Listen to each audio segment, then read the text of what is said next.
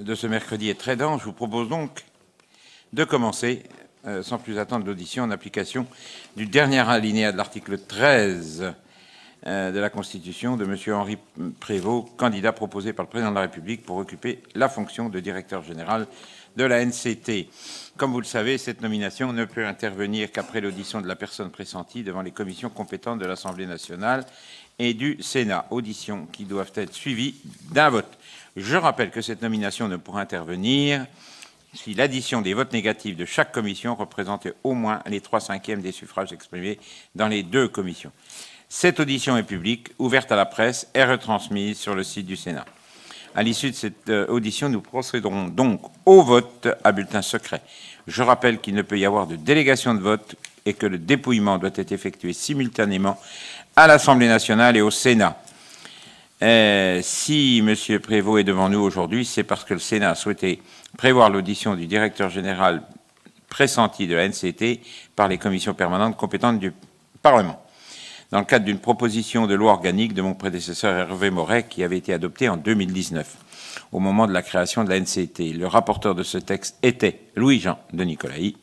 Notre collègue nous présentera d'ailleurs cet après-midi à 14 h les conclusions de la mission d'information qu'il a conduite avec notre collègue Nicole Bonnefoy sur un dispositif national piloté par la NCT, le programme Petite Ville de demain.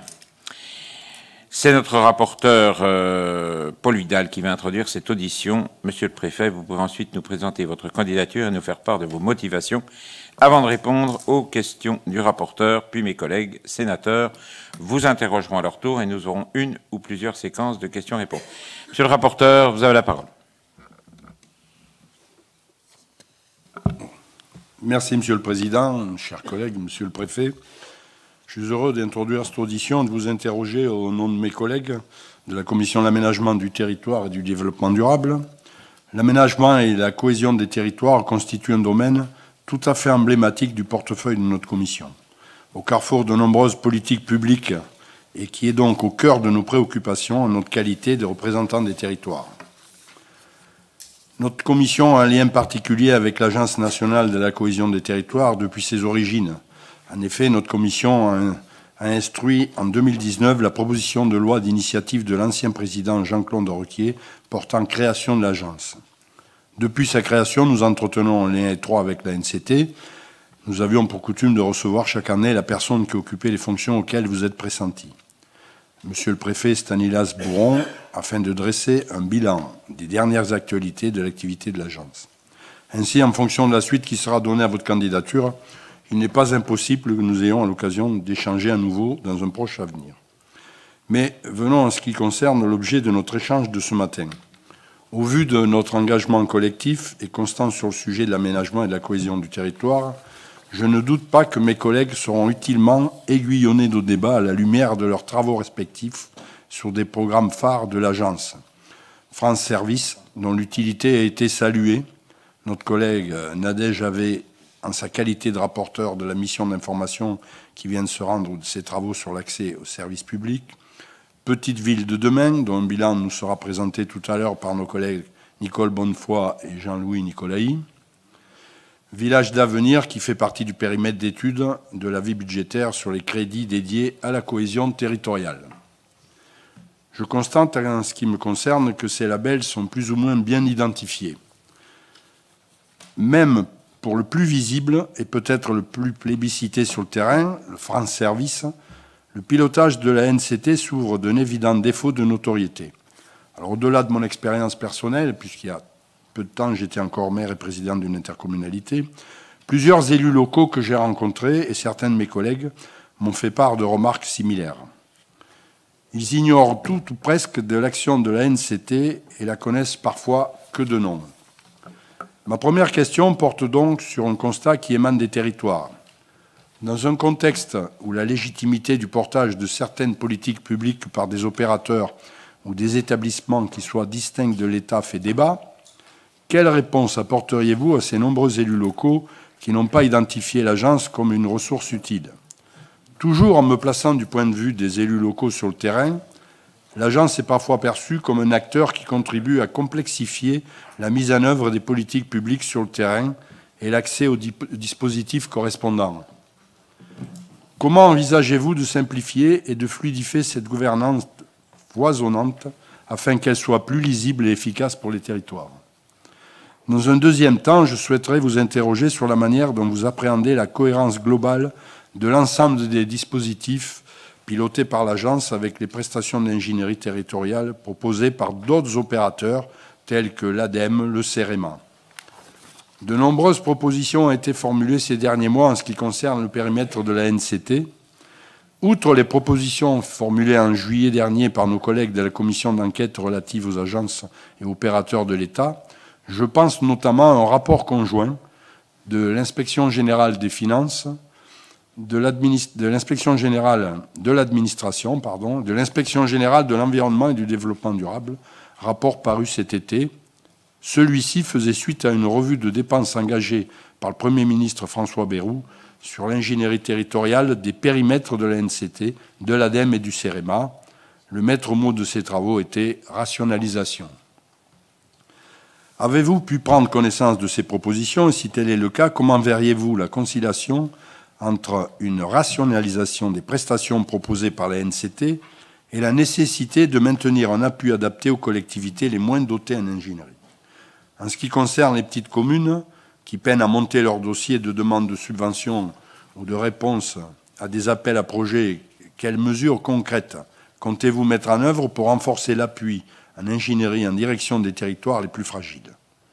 Dans un troisième temps, je souhaiterais vous interroger, non pas tant le candidat en tant que tel, mais le préfet candidat. Dans le cadre des fonctions qui étaient encore les vôtres il y a un mois, vous étiez en tant que représentant de l'État le délégué départemental de l'agence dans la Marne. À la lumière de cette expérience, avez-vous des idées pour améliorer l'action de l'agence sur le terrain, notamment en ce qui concerne la gouvernance, le portage et le lien avec les élus locaux? En outre, quelle est votre analyse sur la manière dont s'articule l'action de la NCT avec celle des services déconcentrés de l'État?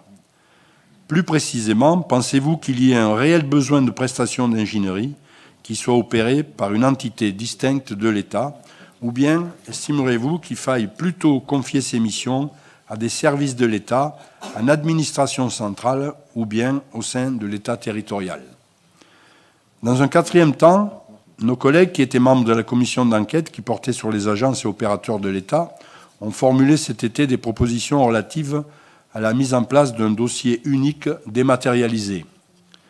Ça viserait à faciliter les demandes de financement et l'instruction des projets. Pensez-vous que la NCT puisse piloter cette transformation numérique et organisationnelle au bénéfice des collectivités? Et si oui, quelles seraient les principales étapes? Ma dernière question s'adresse cette fois-ci à l'ancien officier de marine qui a servi à bord du porte-aéronef Jeanne d'Arc, de la frégate Primogé et du pétrolier ravitailleur Durance. La navigation en mer, en particulier par gros temps, nécessite de garder un cap ferme dans la mesure où l'aménagement du territoire s'apparente aujourd'hui à un vaste océan débordant de dispositifs contractuels, de labels, de programmes nationaux. Quelle sera la vision de la cohésion des territoires qui vous servira de boussole? Et selon cette vision, est-ce nécessairement une agence distincte de l'État qui doit tenir le gouvernail? En conclusion, je reprendrai quelques termes de la commission d'enquête qui a été présidée par Christine Lavarde, dont je cite leur proposition sur le domaine, c'est que bien que nous soyons critiques à l'égard de la NCT, la nomination d'un nouveau directeur général à ce stade est nécessaire. Cela ne limite en aucun cas le questionnement porté à l'égard des missions du futur directeur général et de l'agence. Je voudrais remercier Juliette Marion qui m'a assisté dans ces travaux et je conclurai là-dessus. Merci. Merci, Monsieur Prévost. Je vous donne la parole. Merci. Bien. Monsieur le Président, Monsieur le rapporteur, Mesdames, Messieurs les sénateurs, d'abord, je vous prie d'excuser mon retard. J'étais bloqué avec des problèmes de train sur la ligne N du RER. Alors, je suis très honoré d'être présent devant vous pour vous présenter cette candidature. Je suis originaire du Pas-de-Calais, de Boulogne-sur-Mer. J'ai été affecté dans beaucoup de départements, en tant que marin, vous l'avez rappelé, en Bretagne, aux Antilles, en Martinique, dans le Var, puis ensuite, récemment, dans l'Yonne et dans la Marne. J'ai donc une connaissance, en tout cas assez approfondie, du pays. J'ai aussi passé du temps en administration centrale. Je suis membre de la Cour des comptes. J'ai fait un certain nombre de contrôles sur le terrain ou en centrale. J'ai aussi été en cabinet et en administration centrale à la sécurité routière et dans un établissement public, l'Agence nationale de traitement automatisé des infractions, qui a été sous la tutelle de la direction de la sécurité routière. Donc je mesure bien la nécessité d'avoir une relation très étroite entre une agence et une tutelle, avec toujours le risque de voir l'agence échapper à la coordination de sa tutelle. Et donc c'est un point évidemment de vigilance que j'aurai particulièrement si vous confirmez ma nomination. Moi, je suis candidat pour cette agence parce que j'ai été frappé sur le terrain au moment de la mise en place de l'agence par la diversité des outils qui étaient proposés par cette agence et très souvent sa capacité à s'adapter à ces demandes. Et sans doute parce que d'abord, ces produits ont été conçus avec les associations d'élus, avec les membres du conseil d'administration, avec le dialogue permanent avec les assemblées, qui a conduit à retenir ces programmes au plus près des besoins du territoire. Et j'ai toujours été frappé de voir combien, quand je me déplaçais dans la Marne ou dans l'Yonne, je rencontrais des maires de communes parfois très petites qui étaient très désarmés par rapport à des projets qui étaient le projet du mandat ou le projet de plusieurs mandats et qui étaient sans solution et sur lequel il était important de pouvoir leur apporter une aide. Sur cette expérience de l'agence, j'ai évidemment aussi pu mesurer son apport sur la politique de la ville, avec la redéfinition des quartiers prioritaires, avec des programmes qui ont également remporté un certain nombre de succès, la réussite éducative par exemple, les cités éducatives, l'accompagnement avec les adultes relais, tous ces éléments auxquels contribue l'agence et qui permettent d'assurer la cohésion de notre pays. Sur les enjeux, je vais maintenant répondre à vos questions. Sur le défaut de notoriété, je suis évidemment très conscient que l'agence est encore peu connue. Elle est le résultat d'une fusion qui elle-même était le résultat de plusieurs fusions. Il y a eu beaucoup d'évolutions dans le paysage institutionnel qui gère ces dossiers et l'ANCT n'est pas toujours bien identifiée sur le terrain. C'était un sujet d'ailleurs d'échange avec les parlementaires, avec les élus. À cette fin, dans la Marne, nous avions profité du forum de l'ingénierie publique pour réunir tous les acteurs de l'ingénierie et montrer l'esprit ANCT, l'esprit de subsidiarité, qui n'est pas évidemment d'imposer une solution d'ingénierie maison, mais de chercher d'abord dans la boîte à outils, dans la diversité des solutions qui existent sur le terrain, et s'il n'y a pas cette réponse, eh bien de chercher un outil particulier pour répondre aux besoins. Évidemment, j'aurai à cœur de poursuivre ce travail en lien avec mes collègues, les préfets, en lien aussi évidemment avec l'ensemble des acteurs, et je pense que les assemblées de maires dans les départements, les forums qui sont organisés sur le territoire sont un élément important qui permettent justement de pouvoir montrer l'ANCT et évoquer les sujets. Sur comment identifier l'agence, voilà sur ce premier point. Sur la deuxième question, la complexité, comment fluidifier. Je pense qu'en effet, on a abouti à une une offre extrêmement nombreuse. On le voyait dans le cadre des forums auxquels je faisais part.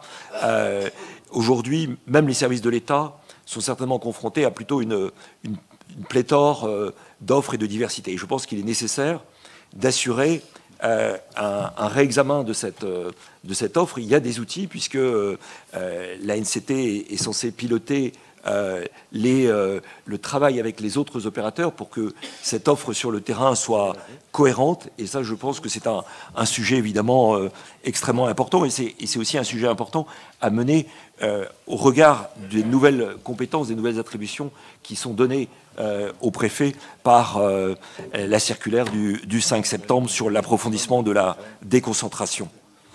Sur la cohérence avec les autres opérateurs, ainsi, je pense que nous pouvons continuer à travailler. Ce sera l'esprit dans lequel je rencontrerai mes homologues si vous confirmez ma nomination. Sur les communes les moins dotées, je pense qu'en effet, il est vraiment important de pouvoir venir en aide vers les plus pauvres, vers les plus fragiles des collectivités, souvent les plus petites. C'est d'ailleurs l'esprit de la déconcentration d'une enveloppe qui a été fléchée vers les préfets pour leur permettre de faire de l'ingénierie clé en main. Et cette ingénierie, elle est d'ailleurs gratuite pour les communes de moins de 3500 habitants. Sur comment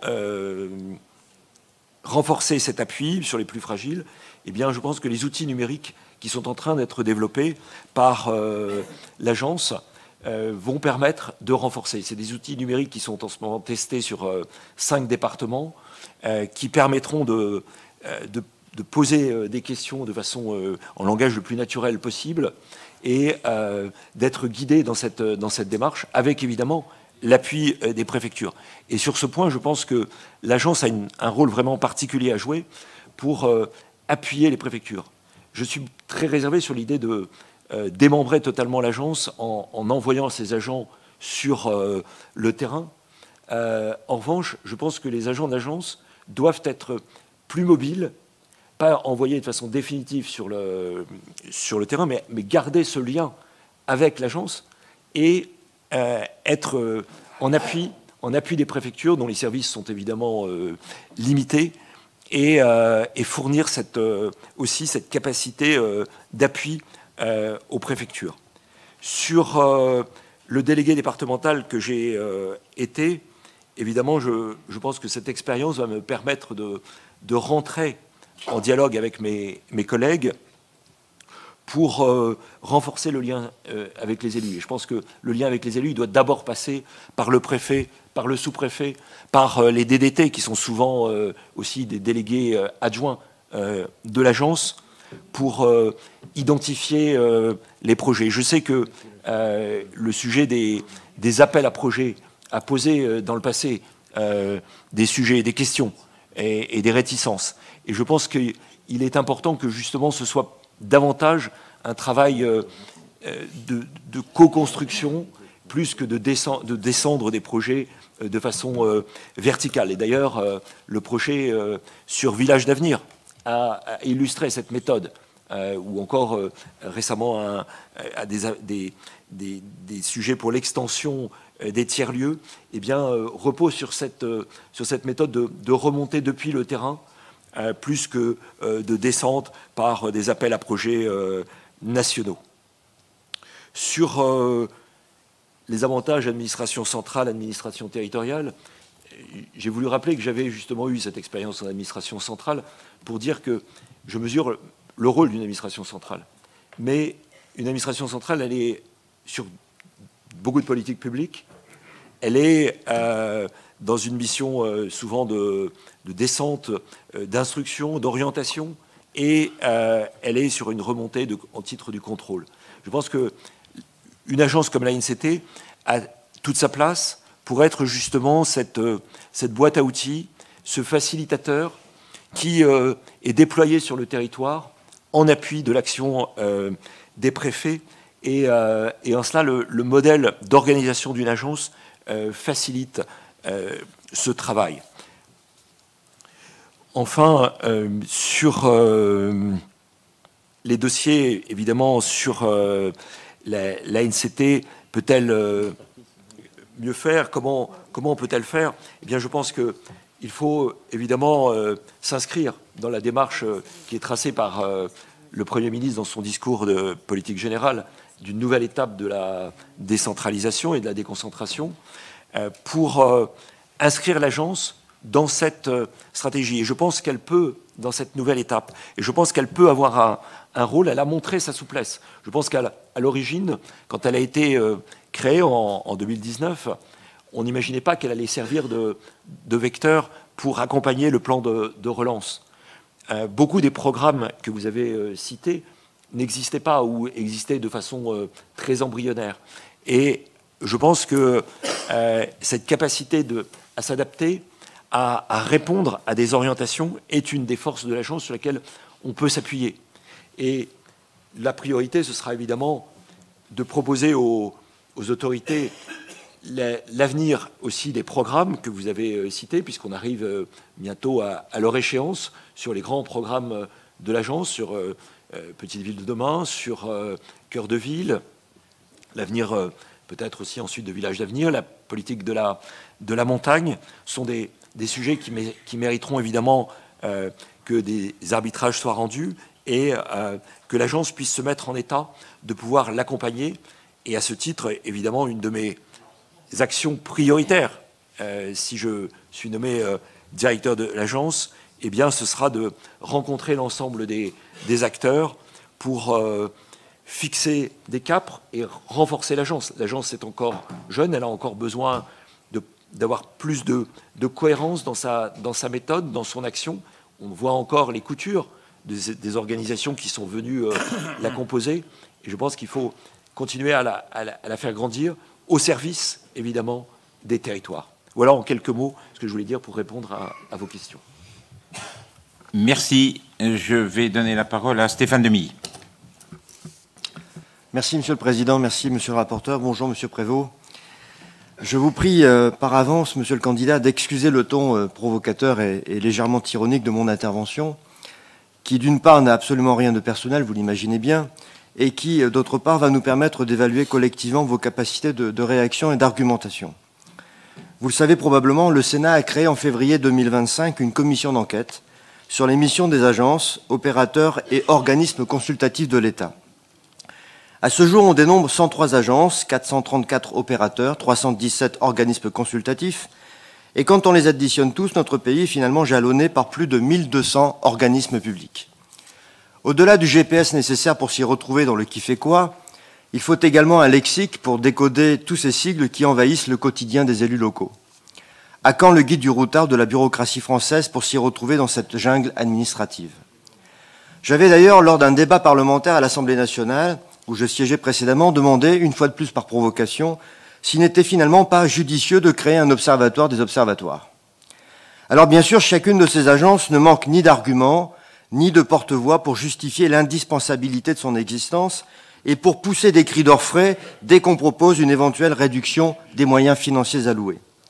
Et pourtant, vous l'avez bien compris, cette audition de ce matin ne peut pas être déconnectée du contexte budgétaire dont on nous ressasse à juste titre depuis plusieurs mois qu'il n'est plus tenable et que nous courons à la catastrophe.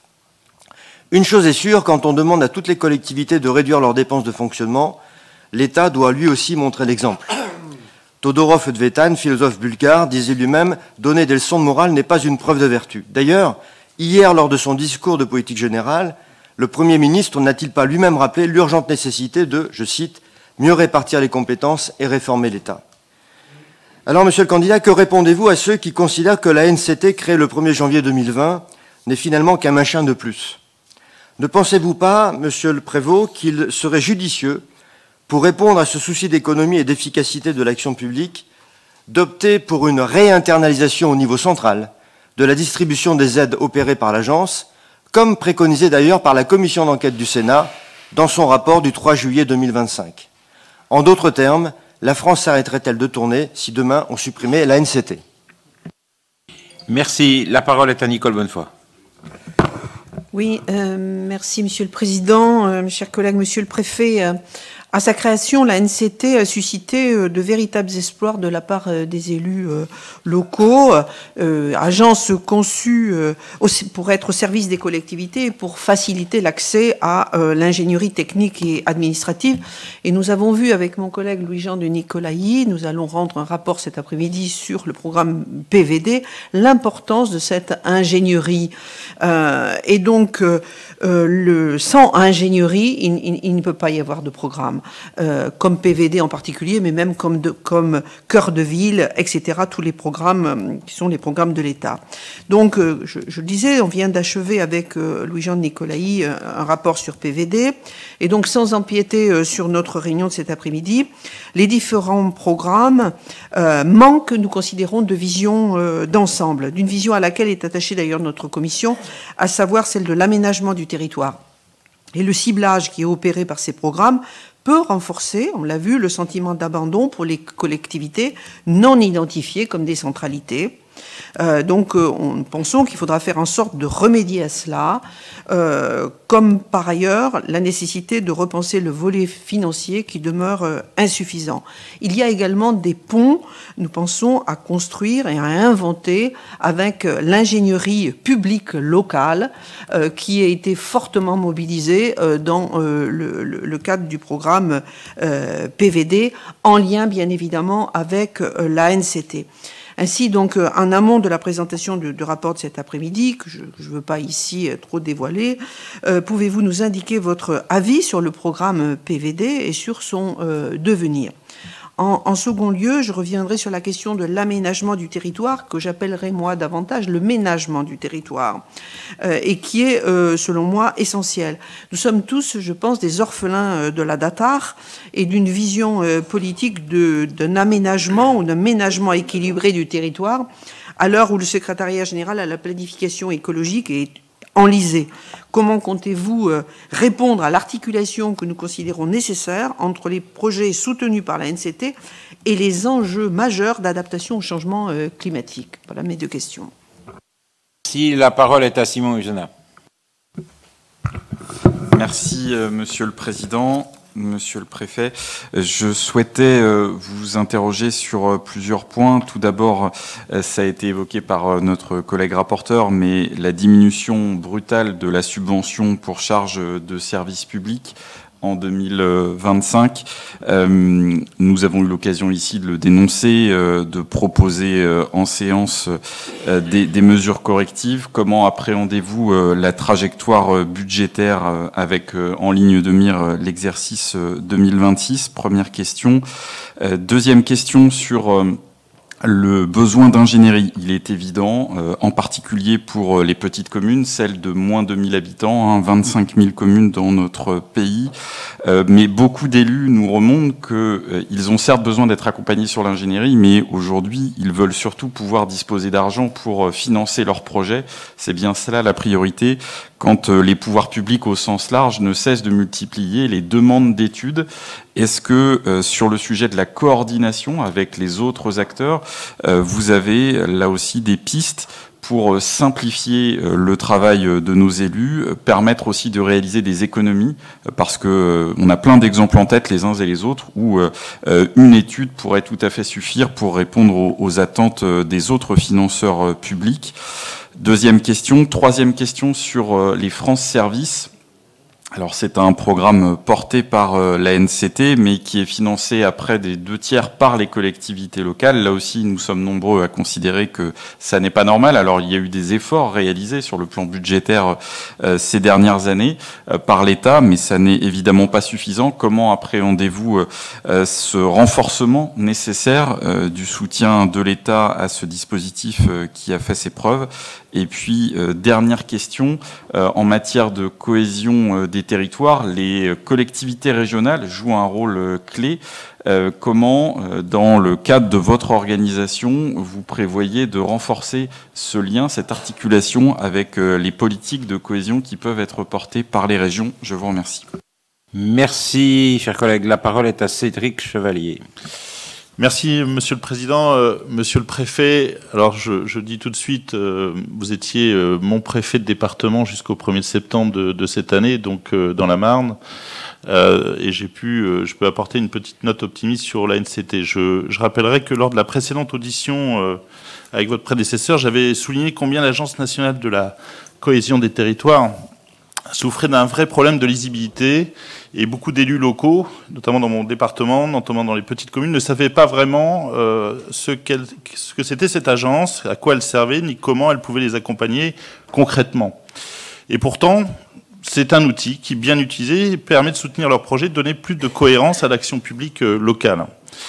Et depuis ce constat, j'ai eu l'occasion de le découvrir, notamment avec des visites de maisons de France Service, dont j'ai été moi-même aussi utilisateur. Et j'ai été ravi de la qualité de notre collaboration et du travail mené ensemble. Je tiens à le souligner parce que c'est un élément essentiel. Lorsqu'on prend la direction générale, c'est aussi des femmes et des hommes qui composent une structure et ce qui donne une orientation. Donc j'ai pu concrètement appréhender le rôle de cette agence à travers les différents dispositifs, Petites Villes de demain, Action au cœur de ville ou France Ruralité. Ces programmes ont un réel impact sur le terrain. Ils permettent à nos territoires de se revitaliser, de se moderniser, de mieux accompagner les habitants. Ceci étant, je pense qu'on l'a entendu et on l'entendra encore, il faut bien dire que l'ANCT reste critiquée. Certains la jugent trop technocratique, d'autres envisagent même des coupes budgétaires, voire sa suppression. Alors ma question, monsieur le préfet, elle va être triple. Comment comptez-vous, fort de votre expérience dans la Marne, et vous avez tout à l'heure souligné le forum de l'ingénierie qui, par 2 fois, a été une réussite pour les élus locaux, et donc convaincre ainsi les élus locaux de s'approprier pleinement cet outil. Comment entendez-vous encourager l'ensemble des préfets à mobiliser cet outil avec efficacité et conviction? Et au-delà, comme ça a été rappelé, comment garantir que chaque euro investi par l'agence soit un euro utile, efficace et réellement porteur pour les collectivités locales? Je vous remercie. Merci, chers collègues. La parole est à Sébastien Fagna. Je vous remercie, Monsieur le Président, Monsieur le Préfet.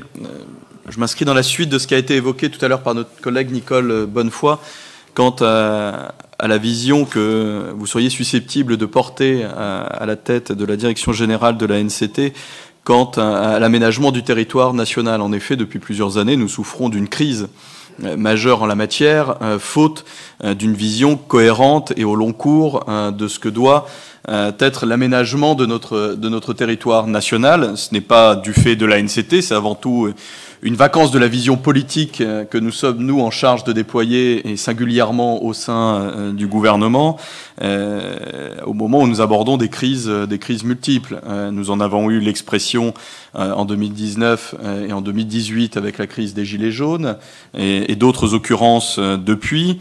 Elles ont de multiples facettes, que ce soit littoral, foncière, des mobilités, et évidemment, tout cela s'inscrit dans un contexte lié aux effets de plus en plus conséquents et réguliers du changement climatique qui impacte tout particulièrement plusieurs parties du territoire national, car l'ANCT, dans la mise en œuvre de ses politiques programmatiques, est appelée à jouer un rôle d'ensemblier. Or, aujourd'hui, cette même diversité programmatique risque, notamment dans le cadre de l'attrition des moyens, notamment prévu dans le projet de loi de finances pour 2026, puisque le Premier ministre a annoncé 1735 suppressions d'emplois dans le giron des agences de l'État. Cette diversité risque de provoquer la balkanisation de la NCT et donc un défaut de cohérence moindre dans la façon dont vous pourriez intervenir, et notamment en proximité avec les élus locaux, tel que cela a été rappelé par plusieurs collègues. Et au-delà du sens de l'action de la NCT, je me permets de revenir sur un élément que vous avez évoqué tout à l'heure dans vos propos liminaires concernant les méthodes d'intervention et tout particulièrement les appels à projets. Je pense que chacun d'entre nous pourrait témoigner lors de ces échanges avec les maires d'une forme de désespérance face à la multiplication des appels à projets, particulièrement chronophages, énergivores, et si vous me permettez d'être un peu ironique, peut-être pas autant que notre collègue Stéphane Demilly, mais parfois les élus passent plus de temps à remplir les appels à projets qu'à mener le projet lui-même. Et qu'ambitionnez-vous en matière de réorientation des outils d'intervention auprès des collectivités locales, notamment pour délaisser les appels à projets et revenir à des contractualisations de long terme qui permettent aux élus d'avoir la stabilité et la visibilité nécessaire à la bonne concrétisation de leurs projets. Je vous remercie. Merci, chers collègues. La parole est à Michael Weber. Oui, merci, Monsieur le Président, Monsieur le Préfet Prévost. Vous l'aurez remarqué dans les débats que nous avons eus ce matin, il y a eu un débat il y a quelque temps au sein de la commission des agences, sur les agences dont je faisais partie. Et pour être un peu plus précis que ce que disait mon collègue de Mailly, il y avait une volonté, notamment de la majorité sénatoriale ici, de proposer la suppression de l'ANCT, que certains jugeaient finalement pas suffisamment utile et peut-être moins efficace. Et pourtant, comme l'ont dit les collègues, l'ANCT répond à un besoin réel sur les territoires et une réforme adaptée pourrait permettre à l'ANCT de concourir efficacement à l'objectif de décentralisation. Il serait, à mon sens, souhaitable d'octroyer une réelle autonomie stratégique, régionale et une mission de planification qui lui font défaut aujourd'hui. Et à plusieurs reprises, la référence à la DATAR a été faite, puisque nous nous souvenons, pour ceux qui sont les plus anciens élus, de ce que représentait la DATAR comme vision stratégique sur l'aménagement du territoire, qui était absolument essentiel à l'époque. Et finalement, dans les propos qui ont été les vôtres, je n'ai pas été totalement rassuré, je vous le dis, monsieur le préfet, parce que vous avez parlé de cette ingénierie, mais je n'ai pas compris si vous souhaitiez finalement en faire une ingénierie en appui au préfet, ou si vous souhaitiez en faire une ingénierie et une agence en appui au territoire. Et je pense qu'il y a là, de ce point de vue-là, deux choses différentes, qu'on se trouve finalement aujourd'hui à la croisée des chemins, et sans doute une clarification qui est nécessaire. Que doit être la NCT demain? Est-ce que ce sera une DATAR qui a un positionnement stratégique, ou est-ce que l'on considère, et je crois que c'est nécessaire, comme l'a dit tout à l'heure Nicole Bonnefoy, que ce soit aussi, ou seulement, une ingénierie à l'attention des territoires qui, au quotidien, nous le réclament en permanence. Merci. Merci, chers collègues. La parole est à Louis-Jean de Nicolaï. Oui, merci, Monsieur le Président. Ma parole sur l'ANCT est un peu particulière, puisque j'assiste au conseil d'administration depuis maintenant 9 ans, quasiment. Et donc, je suis les évolutions de l'ANCT. Je crois que,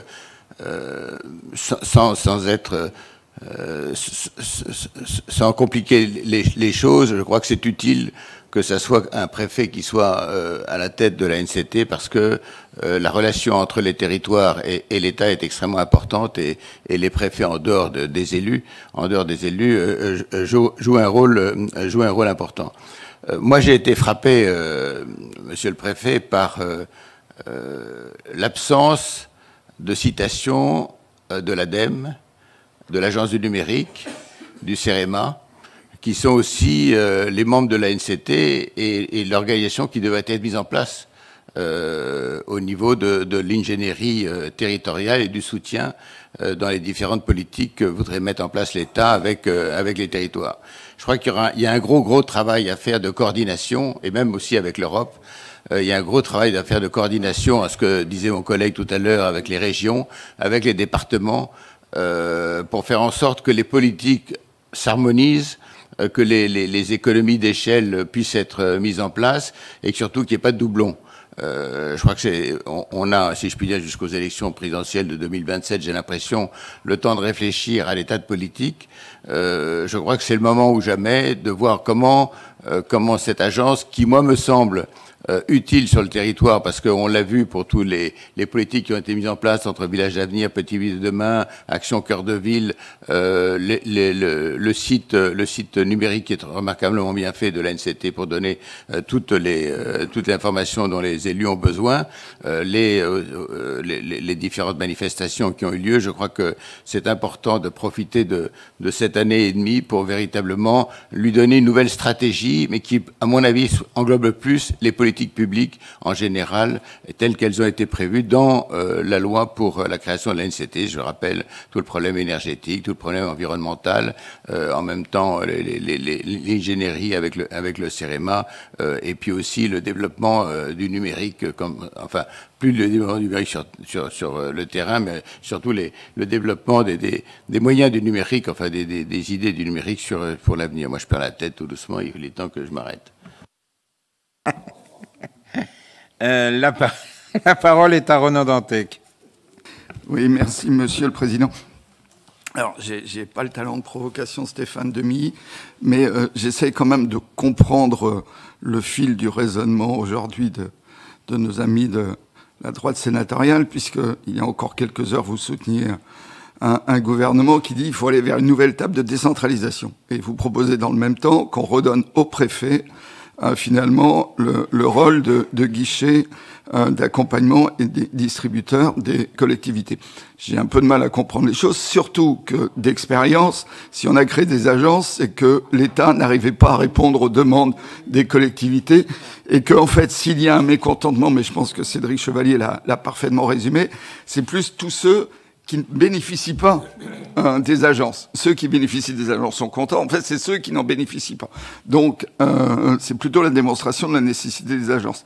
Et redonner au préfet ce rôle et d'être en première ligne de l'ensemble des demandes des collectivités, c'est assassiner la préfectorale et rebloquer la France.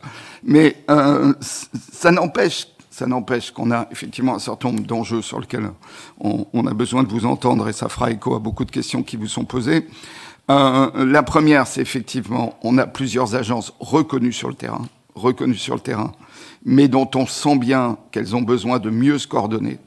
Donc, comment voyez-vous cette coordination? Est-ce que la NCT, qui est plutôt une petite agence par rapport aux autres qui ont été cités, a plutôt ce rôle de coordination? Est-ce qu'on a un outil de contractualisation avec les collectivités qu'on renforce dans son rôle intégrateur, qui est le CRTE, qui a été une vraie avancée, mais qui reste encore quelque chose qui tient à la fois du coup par coup et pas seulement de l'intégration. Donc là, on a des outils peut-être à conforter. Donc je pense qu'effectivement, on a besoin de vous entendre sur comment vous voyez la NCT dans sa relation aux autres agences pour plus de coordination et d'efficience, parce qu'il y a des gains d'efficience. Personne n'en doute, mais si on retourne vers le préfet, là, on va être dans les gains d'inefficience plus. C'est la première question. La deuxième question, parce qu'il y a toujours une agence qui est plus citée que les autres en bien, qui est le CEREMA. Le CEREMA a une particularité qui est que les collectivités territoriales sont rentrées au cœur de la gouvernance.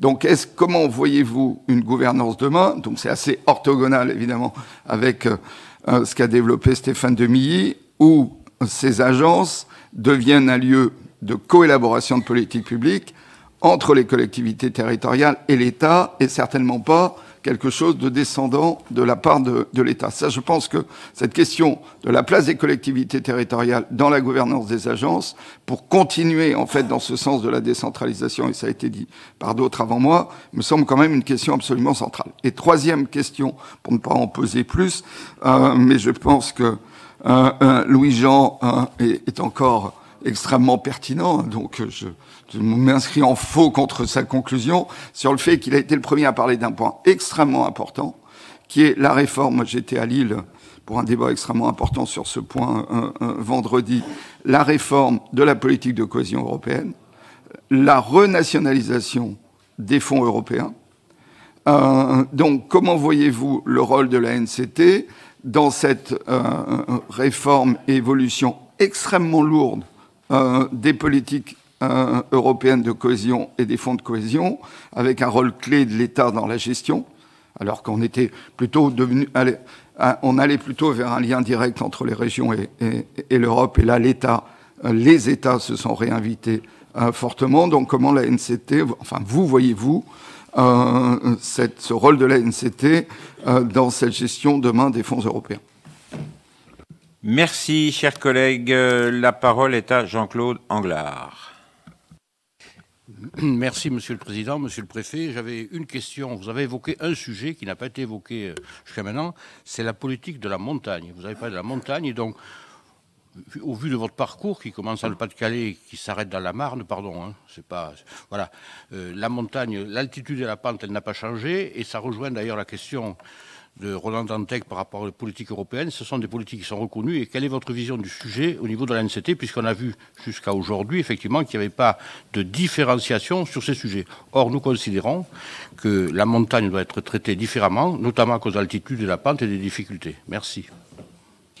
Merci. Avant que je donne la parole aux candidats, est-ce qu'il y a d'autres prises de parole de la part de mes collègues qui souhaitent intervenir? Oui.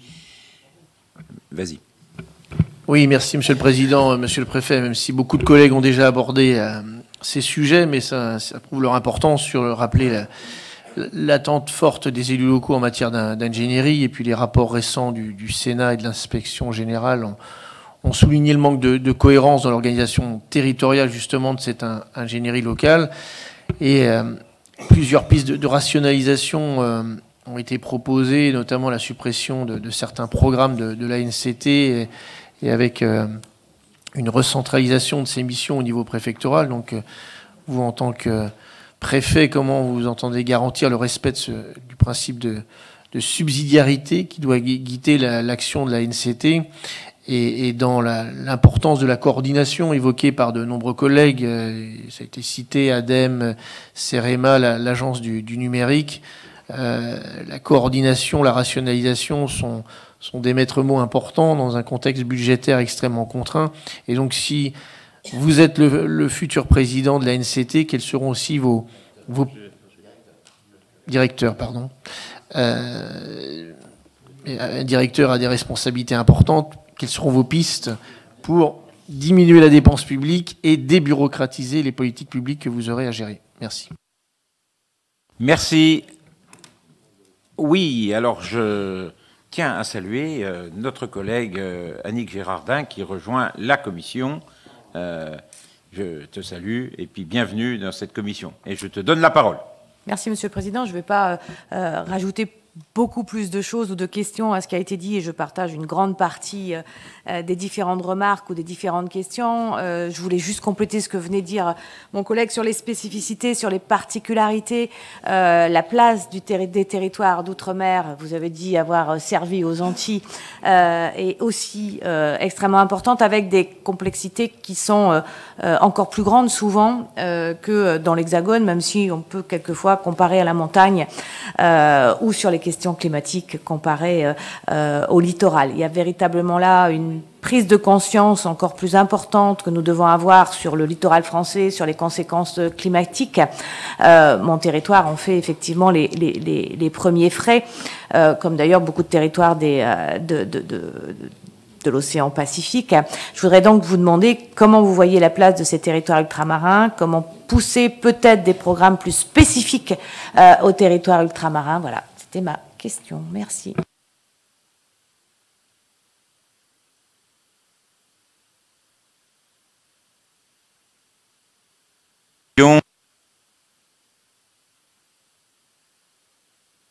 Merci, Monsieur le Président. Je peux répondre en 10 minutes à peu près. Je vais essayer de synthétiser les questions.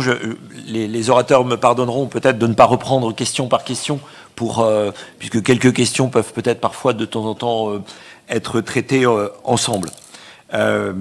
Sur les Outre-mer, Madame la Ministre, je veux tout de suite vous rassurer pour vous dire d'abord que j'ai évidemment le souvenir de mon séjour en Martinique qui reste très fort et qui est une expérience des Outre-mer, dans lequel je me suis aussi rendu en tant que marin dans différents territoires. Et l'agence a déployé, en particulier dans les DROM, ces programmes avec des succès réels sur Cœur de Ville, sur Village d'Avenir. Il y a évidemment une attention particulière à avoir. Il y a des problématiques qui sont spécifiques.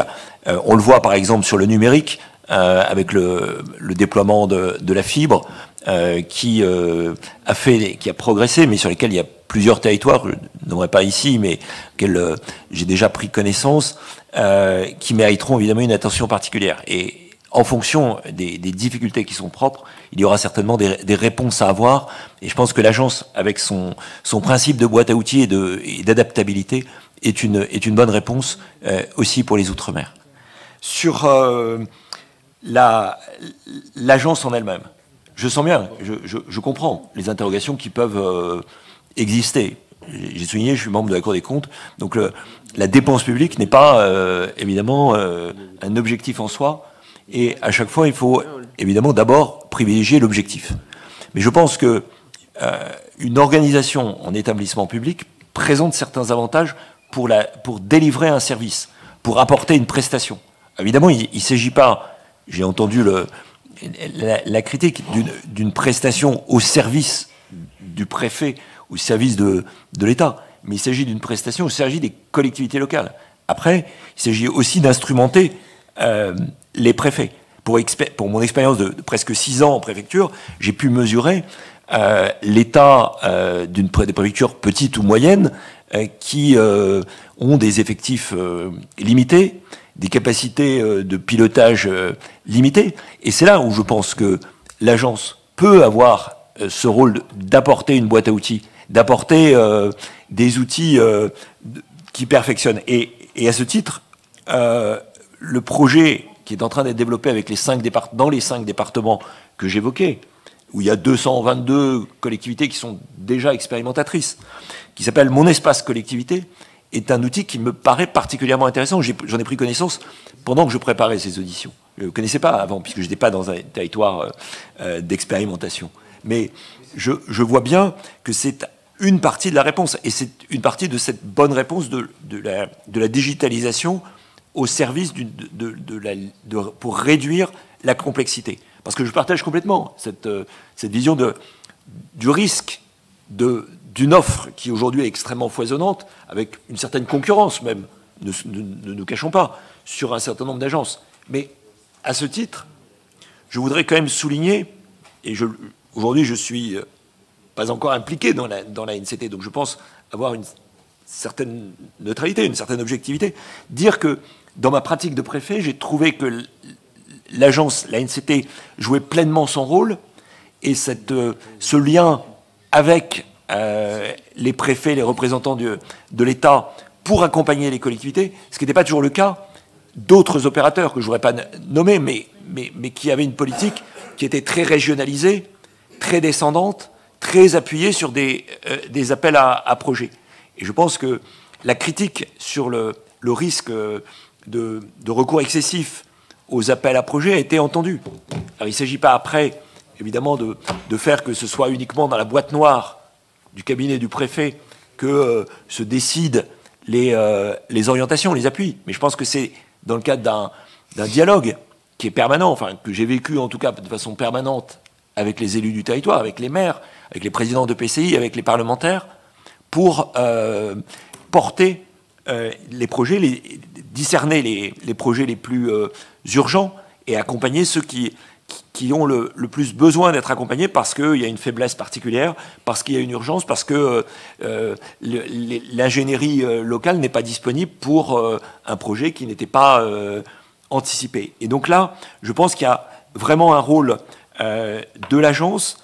Le programme Petite Ville de demain, par exemple, vous l'avez cité, madame, a évidemment une place particulière, parce qu'il illustre bien cette méthode. Il n'est pas, évidemment, exempt de toute critique, et je pense qu'il faudra certainement le faire évoluer, il faudra certainement réfléchir aussi à son devenir. Aujourd'hui, ce sera certainement une des priorités pour le directeur général de l'agence, de faire des propositions au gouvernement qui pourront ensuite être débattues avec les élus, bien évidemment. Sur la coordination avec les autres acteurs, il y a des outils. Les outils, aujourd'hui, on voit qu'ils avaient des limites. Ils avaient des limites parce que les autres opérateurs ne venaient pas forcément aux réunions ou parce que peut-être que certains n'en voyaient pas l'intérêt. Je pense que la critique qui a été faite dans les rapports parlementaires et dans le rapport des inspections générales que vous citez doit conduire, évidemment, à resserrer ce pilotage commun, à toiletter les offres quand elles sont redondantes et à s'interroger à chaque fois sur le bon dimensionnement. Sur la question des France Services et des moyens qui sont mis en place, les moyens ont été d'accompagnement pour financer les deux agents qui sont présents dans les France Services ont été augmentés. Ils ont été augmentés sensiblement. Ils doivent encore augmenter cette année et j'espère l'année prochaine, de façon à alléger la charge qui est portée par les collectivités. Par ailleurs, les frais d'installation souvent ont été pris en charge dans le cadre des dotations aux investissements. À titre d'exemple, dans la Marne, souvent les projets d'installation ont été accompagnés par de la DETR ou de la DESIL. Sur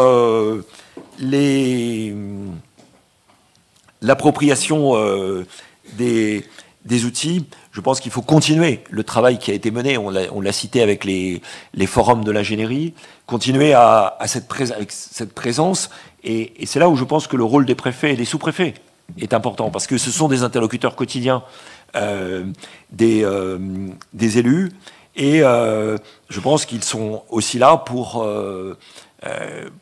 proposer, pour rechercher dans ces outils, alors après, que ce soit les outils de la NCT ou les outils, évidemment, des autres opérateurs, et ça, évidemment, c'est important, et dans un souci de bonne utilisation des deniers publics. Sur, évidemment, le besoin de cohérence. Je crois qu'on va avoir bientôt un rapport de la Cour des comptes, dans le rapport public, sur l'aménagement du territoire. Alors, aménagement du territoire, cohésion du territoire. Les deux notions montrent la diversité des approches. Mais évidemment, ce n'est pas à l'agence de concevoir une politique d'aménagement du territoire. Elle est là pour être au service des orientations de la politique publique qui est tracée. Et je crois qu'un outil qui a été évoqué, les CRTE, dans l'expérience que j'en ai eue dans la Marne, est un outil qui mérite d'être exploité pour contribuer à cette cohérence et contribuer aussi à ne laisser aucune collectivité sur le côté. Parce que, on l'a dit, certains programmes, comme Petite Ville de demain, comme Cœur de Ville, même Village d'avenir, peuvent de temps en temps donner l'impression à une collectivité qui n'est pas retenue qu'elle ne fait pas partie des priorités, qu'elle n'a pas d'avenir. Et donc c'est évidemment un contresens, mais sur lequel il faut lutter. Et pour cela, je pense que c'est important de maintenir cette cohérence, et l'instance qui a été créée par les CRTE doit être exploitée pour ne pas être une énième instance de discussion, mais pour être vraiment une instance opérationnelle. Et je pense que là, l'agence a aussi un rôle à jouer pour accompagner, appuyer les préfets et s'assurer que cette mission est intégrée, notamment dans la dimension évidemment de prise en compte des enjeux liés au changement climatique et à l'écologie. Voilà en quelques mots ce que je voulais répondre à vos questions. Vous me pardonnerez d'avoir été peut-être trop synthétique dans mes réponses. Je ne pouvais pas, dans les temps impartis, répondre plus complètement. Mais j'aurai évidemment à cœur de revoir, si je suis nommé, les membres du Parlement dans les différents travaux ou lors des déplacements que j'ai évoqués. Merci. Mes chers collègues, est-ce que vous avez des compléments de questions à poser aux candidats? Bien, mais si vous n'en avez pas, moi je tiens à vous remercier, Monsieur Prévost. Et puis, nous allons passer au vote.